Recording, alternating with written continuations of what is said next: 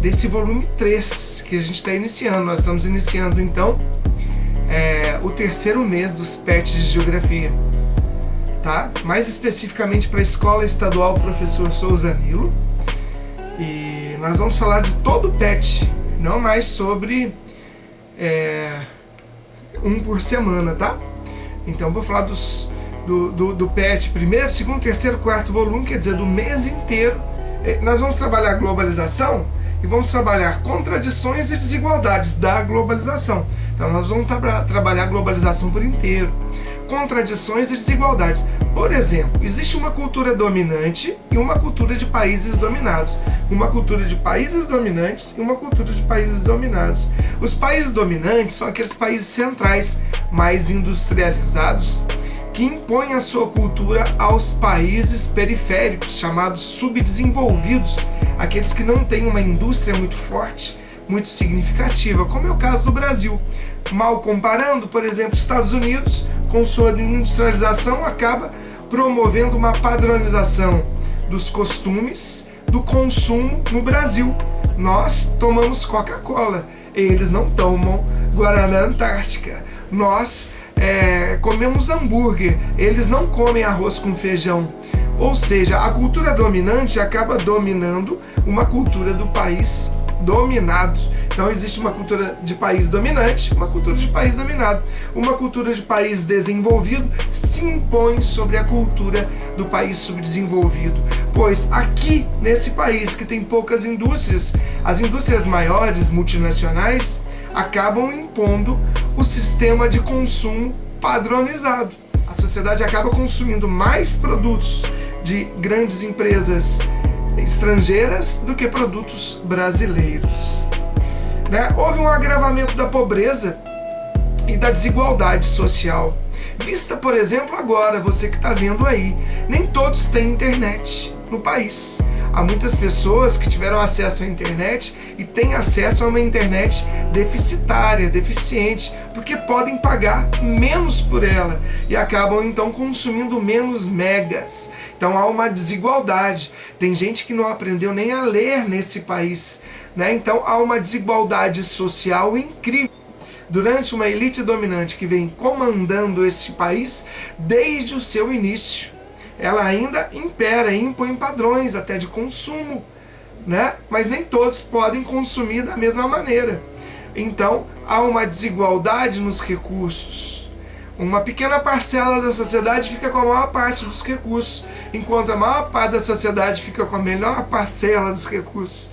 Então há uma lógica inversa nesse agravamento que houve da pobreza, né? Existe um livro de Milton Santos, aconselho a todos os alunos lerem, que é esse aqui, ó, Por uma Outra Globalização, que traz bem esta ideia de subdesenvolvimento e de consumismo. Então na página 49 do livro de Milton Santos diz assim, ó: consumismo e competitividade levam ao emagrecimento moral e intelectual da pessoa, à redução da personalidade e da visão do mundo, convidando também a esquecer a oposição fundamental entre a figura do consumidor e a figura do cidadão.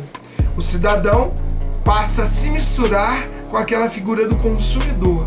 E num país extremado, com desigualdades sociais como o nosso, aquele que não consome tem pouco valor na sociedade. Tá bom?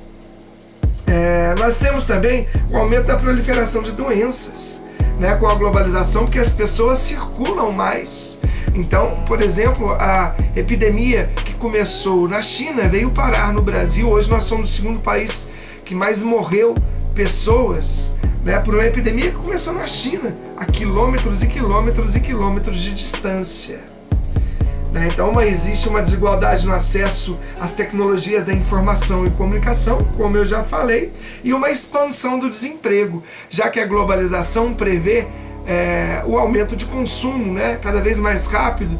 Então, para que isso seja rápido, a substituição da mão de obra, né, por terceirização de serviço, precarização nas condições de trabalho e também pela robotização e automação dos meios de produção, tá bom? Robôs fazem os serviços de homens e mulheres.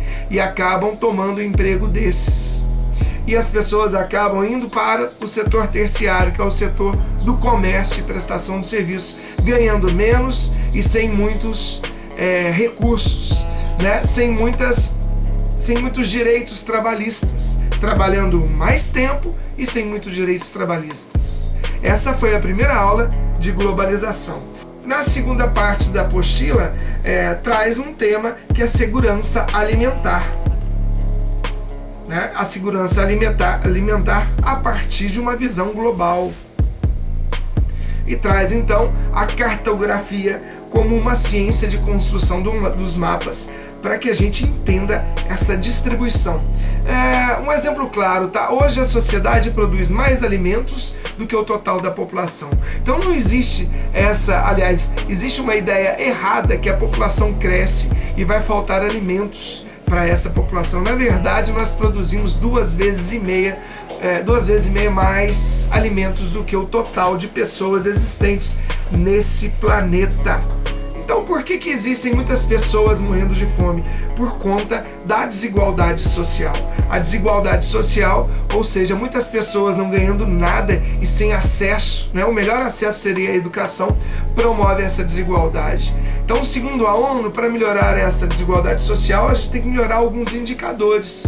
Por exemplo, o IDH, Índice de Desenvolvimento Humano, que envolve 3 itens.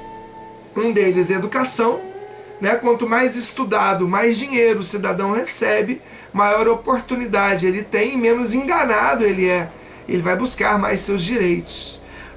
O segundo fator é a expectativa de vida, né? Dependendo do lugar que ele nasce e as condições iniciais daquele lugar, como saúde, ele vai ter uma sobrevida maior do que outra pessoa que nasce em um lugar mais com menos condições de saúde, por exemplo, né? Sem acesso ao posto de saúde, hospital, creche municipal, tudo está envolvendo educação e saúde. E o terceiro fator, que é o primordial, é a renda.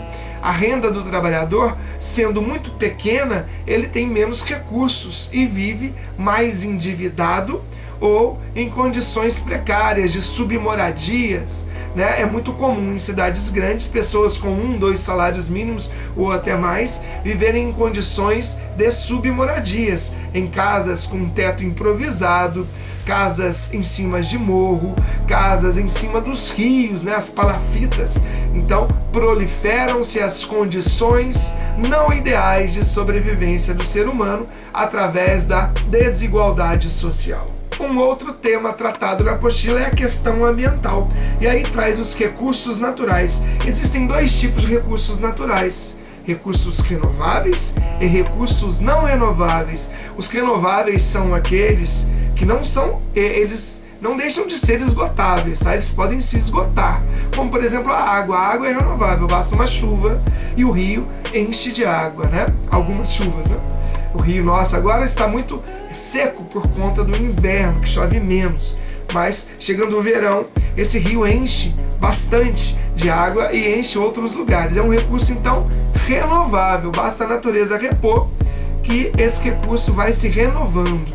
Como plantas que eu posso plantar, colher, comer o fruto e depois replantar. É um recurso renovável. Existem os recursos não renováveis. O que são recursos não renováveis? É aqueles sem condição de renovação. Então, recursos não renováveis são aqueles recursos que não podem ser renovados, né? Como por exemplo o petróleo. Não tem como eu plantar uma mudinha de petróleo, colher o petróleo. Não. A partir do momento que eu esgoto a extração de petróleo em um determinado lugar, numa plataforma continental, por exemplo, eu não tenho como repor aquele recurso em tempo hábil. A natureza demora milhões e milhões de anos com condições próximas àquelas onde o petróleo foi constituído. Então nós não sabemos se vamos ter essas condições naturais ou mesmo se teremos milhões de anos sem consumir petróleo para poder consumir de novo. Aquele petróleo retirado daquela plataforma continental, ele se esgota. A próxima questão são as questões energéticas, tá? O desafio atual, depois das inúmeras revoluções industriais, é substituir a energia não renovável pela energia renovável, ou seja, substituir o consumo de petróleo e derivados no automóvel, por exemplo, com um automóvel solar ou movido a energia renovável. No Brasil tem automóvel movido a energia renovável, como por exemplo o automóvel movido ao álcool, né, ao etanol, o álcool produzido a partir da cana-de-açúcar. Então eu produzo o etanol e esse etanol então faz movimentar o carro, substituindo a gasolina. A gente tem o biodiesel, que compõe o diesel total, numa porcentagem ainda ínfima, mas que pode, a longo prazo, substituir o diesel. Nós temos a energia solar, que está começando a aflorar nesse país, né, em substituição à energia elétrica, por exemplo, das termoelétricas. Espero que tenham gostado. Esse é um resumão, só para ajustar o conteúdo dos PETs, né, do Programa Tutorado do Estado para o 9º ano. Um abraço.